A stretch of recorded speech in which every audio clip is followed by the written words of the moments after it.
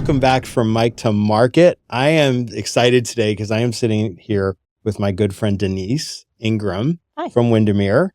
And Denise, give us you got a new job, which I'm super excited about. So tell us a little bit about that, and then we'll dive into some other stuff. Okay, I am, like Rob said, Denise Ingram, and I am now managing the Redmond Windermere office. And So that is a new job for you. You used to be a broker you're a team with your husband. Yeah. And you got the opportunity, which you were telling me that you were asked to interview for the role, and you got the job. Tapped, yes. You were tapped. Yes, that's how I like to describe it. You've got an office of about 24-ish agents? Yeah, about 24 agents there now. So just my background, like you said, I was an agent for about 7 years, worked as a partner with my husband, who's been in a little bit longer than me. And through my time as a broker, I was a Windermere Foundation rep. Mm-hmm. So reaching out to nonprofits initially when I got the role from a mutual friend of ours.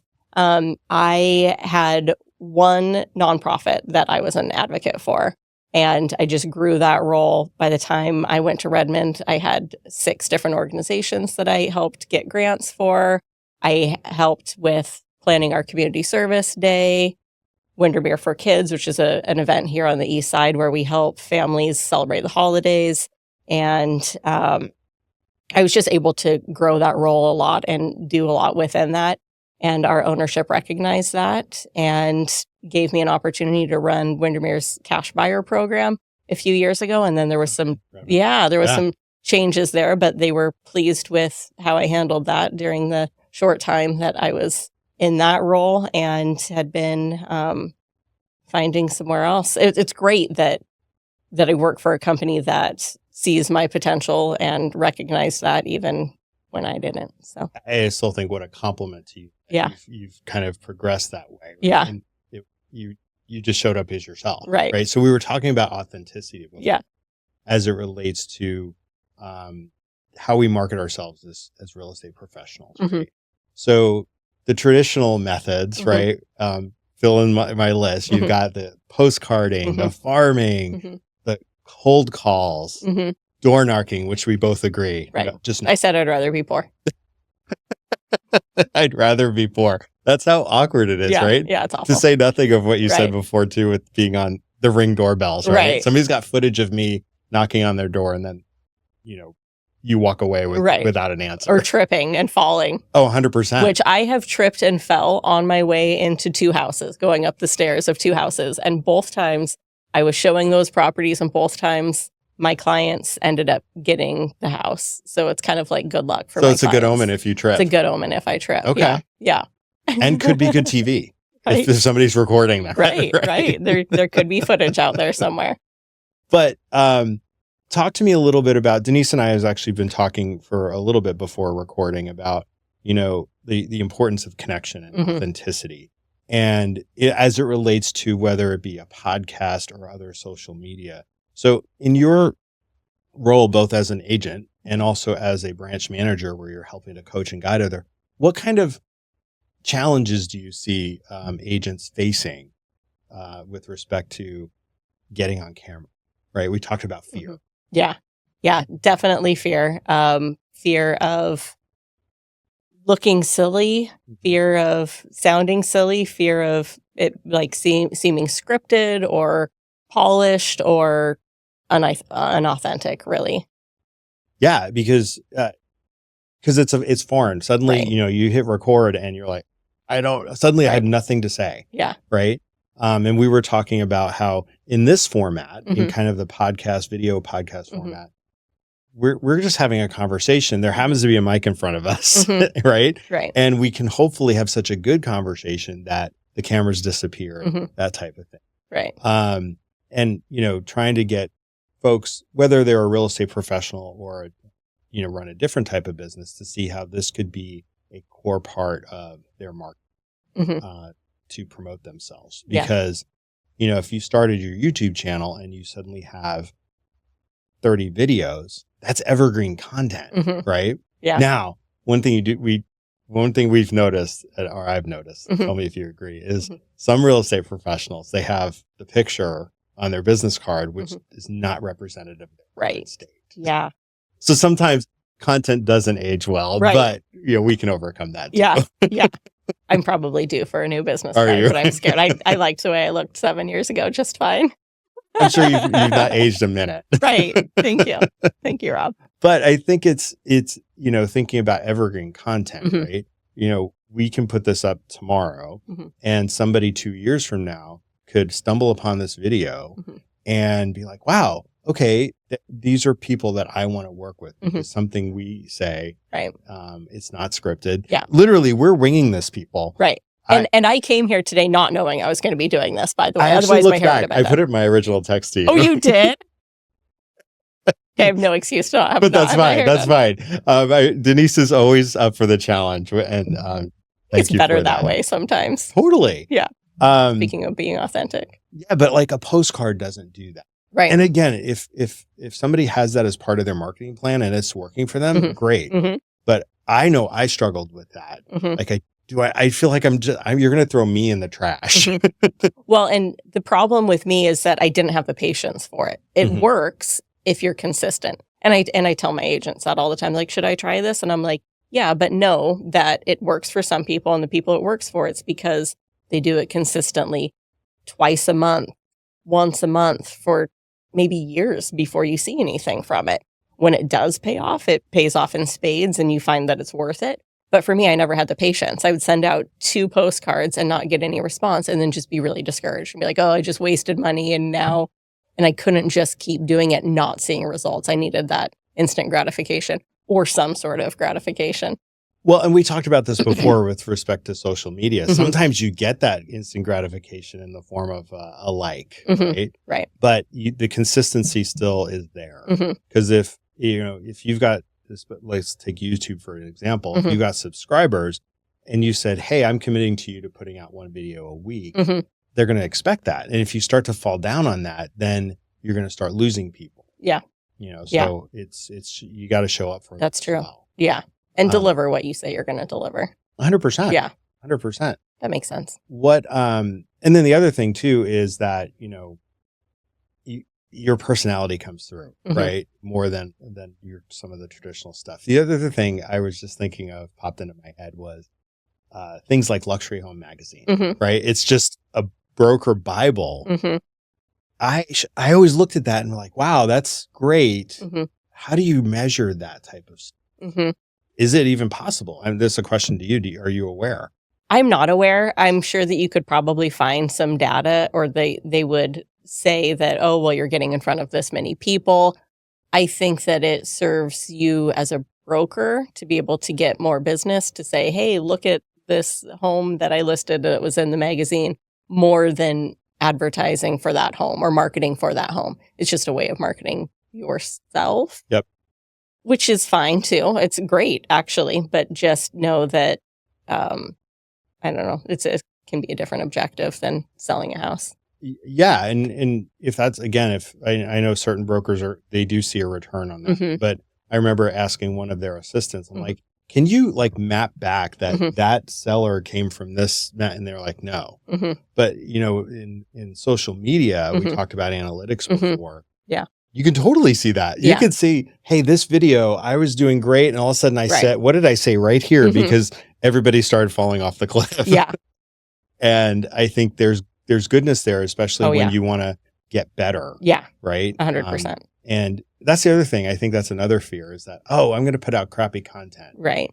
And yeah, you know what? every YouTuber I've watched or talked to, they're like, oh my God, my first videos are awful. Oh, I bet. And I remember mine, I look at them, I'm like, I'm cringing. I want to die. Right. But don't let that get in the way of hitting record. Yeah.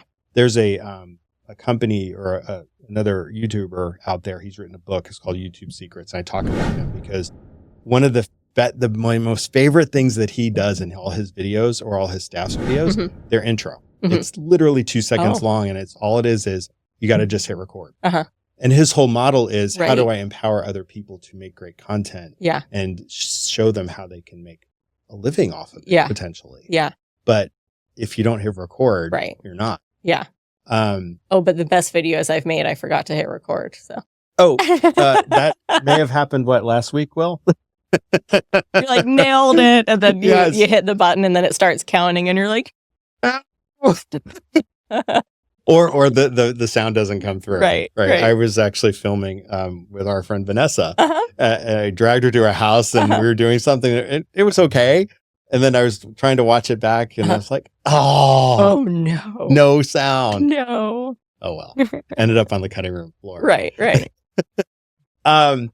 What other things do you think holds people back from a real estate agent perspective about getting on camera? We talked about fear of how we look, fear of how we sound, right? Anything else jump to mind? I remember what you said. I'm going to save you because you're panicking. Thank you. I'm like, no, it's so many real estate offices now do have studios like the one we're sitting in. Yeah. But they're not recording for, maybe they're in their office and trying to hit record, but they hear their neighbor. Yeah. Right. Or they see people walking up and down the hall. Yeah. And then all of a sudden you're like, oh, the pressure. Right. It's super real. Yeah. And to add on to that or go a little bit deeper, because before you'd said, what are the other fears? I would say just judgment, right? Yeah. Overall. And it goes back to that where, I'm being judged by other people that can hear or see walking by. I know that I tried to do some videos once upon a time just on a tripod in my office and was concerned about other people hearing it or other people seeing it. And then another agent friend of mine, we decided to do it together because we were both afraid to do it on our own. I do remember those. Yeah. Yes. What was her name? Jenny Sullivan. Yeah. And we talked about doing it again. Maybe her and I need to come in here. Yeah. But I'll provide cocktails. Yeah. Yeah.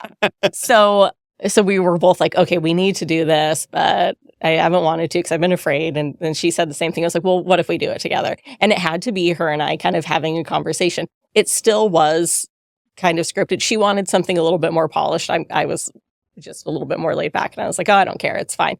And I was also like, they're going to stop watching after 4 seconds anyways. So it doesn't really matter what we say. But it helped to have somebody with me doing that and going through it together. Yeah, I always remember in my former life, I would not bat an eye of being on stage and talking to 200 people or whatever. Really?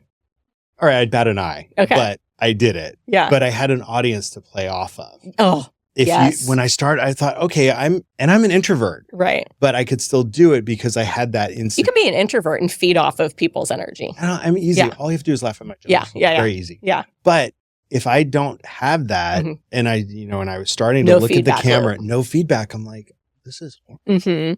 I've kind of gotten over it over time, but it's still a struggle. And to your point about if I start making content and then get discouraged because then I'm not consistent, then that's almost the poison pill, right? Because then you're going to fall off, then you're not going to get your subscribers, and it just is a dream that once was. Right. Yep. The other thing I think that people may not realize, and again, we're focusing today a little on real estate, the real estate profession, is that this could be a source of passive income too. Yeah. You're putting content out there, you're gaining an audience. And, I talk about this woman again. Her name's Jen. She's from Canada. She started her YouTube channel in January of 24. And it's literally a talking head video. She talks about her life and she's absolutely charming. But it's not high production value. Right. But she's gained 89,000, almost 90,000 subscribers in less than a year and has monetized her channel to, I think she said maybe $3,000 to $5,000 a month. And you can actually look back at all those different videos and see how much each video is contributing to you. Okay. So that content is evergreen. Yeah. So you're adding value, but you could also create some passive income, which in the real estate profession, it could be feast or famine, right? You could be like killing it. I remember I was juggling 3 listings at once and all of a sudden I sold them. Yay. And then now you're back to square one, right? And that's really hard to, so we talked about, in this profession, it's hard to not have that security of knowing, where that, whatever, Terrifying. stability. It is terrifying, especially for somebody who's coming in new. Right. Speaking of new people or new agents, what's been, like, you see new people coming in all the time. What are some of the biggest challenges they face? What just jumps to mind for you? Or maybe that you faced? I'd say maybe not being realistic or not being prepared for it to not just immediately take off. I had mentioned to you earlier that you think like, oh, I'm going to become an agent. I'm going to post that on Facebook. It'll say like career change or whatever. Yeah. Let the world know that I'm an agent. My phone's going to start ringing. And I think a lot of people get into it with at least somewhat of that idea. Otherwise, they probably wouldn't get into it. Yeah. And the people that they think that would come to them for real estate services don't, like their friends, because maybe they already have relationships with people. And it was just kind of a lack of understanding of how things work, I would say, initially. So really being prepared and being realistic about what they're being prepared for. I personally underestimated. I thought I've had almost a 30-year career in human resources. And a lot of these people I'm connected with, say on LinkedIn, I used to be their HR person. Yeah. So in my mind, they already liked, known, and trusted me unless I fired. But they are not in my sphere, right? They're not home buyers right now. No, they're not. They're not looking. They're like not going to use me if they're looking. But so I had the thought, oh, I've got a built-in group here of 400 people probably in the greater Seattle area. And I thought it'll be great. I will say I'm a real estate person and then they will come. No. Right. Didn't happen. And it was kind of sobering. And I had to kind of take a step back and like, okay, how do I get myself out there? And into our earlier point, authentically. Because I was sharing with Denise earlier that, I felt like what everybody was telling me from how to set up a real estate business, it felt very inauthentic to me. Not to judge it. It felt round peg, square hole.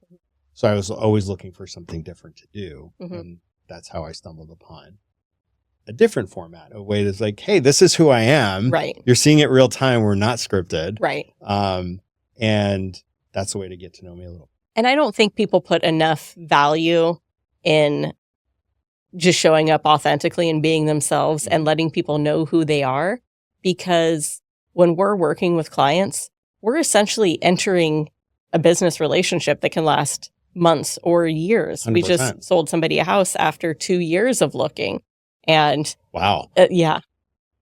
It's one of my favorite clients. But it is interesting too, because then all of a sudden you are used to seeing people maybe every weekend and then you don't see them anymore. And it's like a breakup. So there are a lot of parallels to actually being in relationships, business relationships with our clients. So it's important that the people know you, get to know you to a degree as a person and like you and like spending time with you. Yeah. And so to get to know you through this format, I think is really important. They're going to learn a lot more by hearing you talk and seeing how you interact with somebody than they are from a postcard, for example. Not to say that postcards aren't also a great tool, but 100%. But at least by the time you meet that client that's already consumed some of your content, like, oh, I already know this person. So you're kind of already halfway there. And going back to what you said about monetizing it too, like it's great in the downtimes, but no matter how well I'm doing and no matter how rich I am, I could still use another $50,000 a year. Absolutely. Not saying no to money. No, absolutely. Unless it involves door knocking. Unless it involves door knocking. I'd rather be poor. I think though, if I think about, I was going to say new brokers, but it could be anybody, is that imposter syndrome, right? Because we're inundated with what could be what good looks like, especially in the real estate industry. They're on social media. They look super successful. They look like they're driving, the Mercedes G-Wagon. Oh boy. Right. And they're all the things that are like, I have to be that person. No, you don't. No. And if I use Tracy Tudor as an example for $1 Million Listing, I'm a fan, right? She's killing it. I mean, obviously her real estate business is just not what we see on TV. But if I were to try to be her or one of her co-stars, it just wouldn't, people would smell that a mile away. Yeah. Yeah. It's weird. It's weird. And, inauthentic. People can sense it. Actually, I was listening to a podcast this morning about how people can just pick up on that energy. They pick up on energy so easily. And when you're in that space of feeling needy and all of that, people, they can sense that thirst. I mean, to a degree, it's good, right? Like you want somebody that's going to be hungry and work hard for you, but not in a desperate sense. That's what I'm trying to get to. They can sense the desperation. You made me think of like an open house setting, right? I remember my first open house, I was like on them like glue, right? And I was like trying to like, look at this little doorknob. I mean, anything. Anything. And I'm sure that they ran away from me because they're like, he's desperate, you know, and then I relaxed and was like, okay. I'm here. Right. This is who I am. Here's a little bit about the house. I'm going to let you go. Yeah. Right. I'm going to hang out up here in the kitchen. Yeah. Yeah. And people appreciate that. Actually, it's funny because our last buyers that we got under contract, I met them at an open house, but I just left them alone and they drove away and came back and took a picture of our open house sign, which actually had my husband's phone number on it. So then later he gets this text and he's like, what is this? And they specifically said that they reached out to me because I didn't bother them. And they were like, we'd been to so many open houses where people just wanted to get our information and yada, yada. And I was just like, let me know if you need. And everybody, again, it's about being authentic. So people that do really well with that more aggressive approach, great, more power to you. That is not my style. And again, if I tried to be like that, it was weird. So I just was like, I'll be here if you have any questions. Let me know if you need anything. Offered up a couple things that I happened to know about the neighborhood and sent them on their way, essentially, and they came back. So it doesn't happen all the time, but it works the opposite way too, right? Where we meet people, say at an open house that could be a client. And I remember this one couple I met, and of course I had to ferret out of them, are they represented? Right. And I remember when they said, yes, they had a broker. I don't care if it was true. I was thinking, oh my God, thank God. Because it was oil and water. Okay. It was painful. And I was still doing my job, but I'm like, we would never know. Right.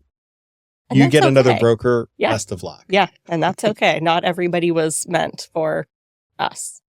100%. And then the other thing, I think you referenced this earlier when we were chatting about, you could be encountering a subscriber or somebody who's looking at your content or you've met at an open house.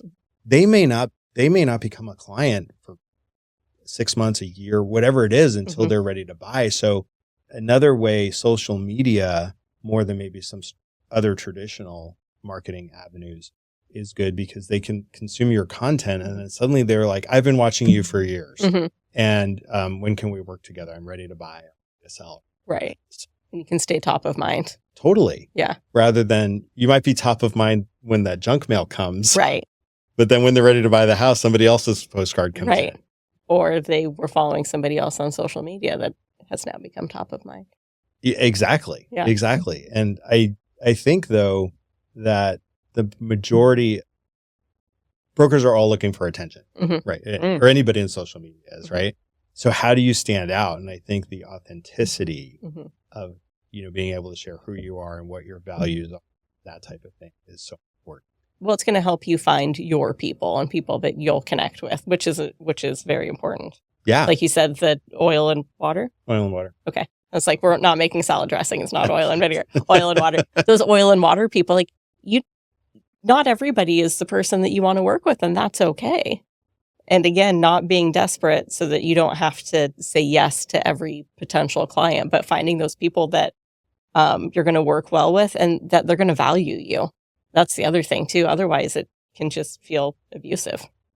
Well, and you and I were talking about a program I've been through where, some of the stuff the tactics they were using were, my friend Will called it smarmy. I don't even know if that's a word, but we're going to go with it. It felt cringeworthy, right? Yeah. Because one of them was where they're like, hey, you should be calling your people within your sphere, right? And I was like, okay, well, this person, I evoked a memory of a person. I like an avatar in my head going, I would not pick up the phone and call them. And if I did and started, hey, how are the kids? How's, and then leading them into, oh, by the way, do you have something you want to sell or do you know anybody? Suddenly I'm cringing and I'm not even on the phone. Right. And I think if that works for people, and I know people that do the cold calling and all the things, I just, for me, that's kind of a bridge too far. I'd rather be poor. So cold calling is just a click under door knocking. Oh boy. You. Okay. So little backstory. Yeah. In college, I worked on campus to call alumni and ask them for money, ask them to donate money to the university. And that was like my first job in college. And I have PTSD from that, which is terrible to say as a real estate professional that needs to call people. And I call people for work all the time, but there's like a anxiety when the phone starts ringing for sure that I don't think I'll ever get over. And it's just because of that background. This is true. I used to not to like to call and order a pizza. Yeah. Like I don't have this weird thing about it. Right. It is. I think it's because it's the unknown person at the end. Yeah.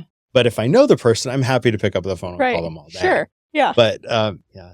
Now I like it. And I'm the same way. But that's the funny thing. Like it's a pizza. Like, and what is wrong with us? Because growing up, the phone would ring. There was no caller ID. There was just a ringing phone. It was the Wild West. And we would pick it up and answer it and be like, hello, and not know who was on the other line. And now it's like we know who we're calling. And yet still, it's the fear of the unknown.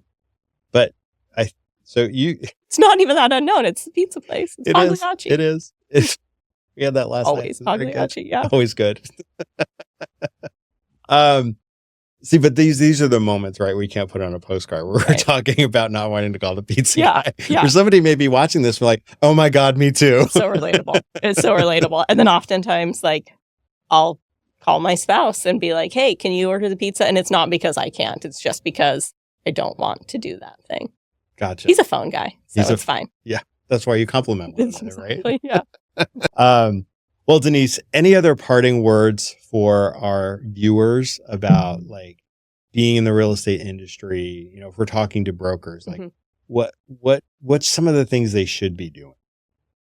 Well, they should definitely be doing videos. And I know that it's scary to so many people, but it's also just kind of that elephant in the room. Like we all know that we should be doing it. Yeah. So why aren't we doing it? And what do they need to become more comfortable to get over that hurdle? I think, that kind of applies to, my mind went to new agents, but I think about people who may be older. Like, why would I get on social media now and all the things? There's an audience for that, right? I think about just scrolling through my, what YouTube decides that it wants to show me. And it's like, hey, if you're over 50, you should start a YouTube channel and here's why. Right. And I love that because it's like, hey, this isn't just for, people between X and Y years, right? It's for anybody. That's really cool. And it's not just YouTube. It could be LinkedIn. Or it could be, Instagram or Facebook, whatever. But we've got to meet our clients potentially from a business standpoint where they are. And a lot of times they aren't at their mailbox anymore, or maybe an email goes into spam. But maybe they caught you because YouTube said, hey, you might like this content. And they're like, wow. So I hit subscribe. Then 2 years later, hey, Denise, I'm ready to buy a house. You can't pay for that in my mind. Right. When all we did was have a conversation. And I'm also like, don't make me choose. I mean, ideally you're doing all of the things, but it's easy. This was easy. It was fun. Thanks. Yeah. Well, with that, thank you so much. Yeah. I put her on the spot. You're a team player. You rock. Well, now I feel like I have to come back and do another one with my hair done. Anytime. And coffee or cocktails, I'm in. And so this was great. This was a great first experience. And then, like you said, Like you look back on some of your initial videos and are like, oh, so this is baseline and it's only going to get better from here, right? In my initial videos, I decided blonde was a good idea. Okay. They're still out there. Anyway, thank you again so much. And if you're in the greater Seattle area, I'm going to do a little commercial now. We are sitting in Just Talk Studios where you can come in and all you have to do is sit down and just talk, just like Denise did. So until next time, this is Rob and this is From Mic to Market, and have a good one. Bye.